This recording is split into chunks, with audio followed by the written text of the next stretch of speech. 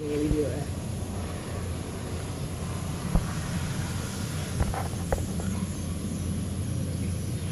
கிளம்ப மறையுது தானே ஓகே அதான் பார்த்து உந்தர் புதிரே இல்லை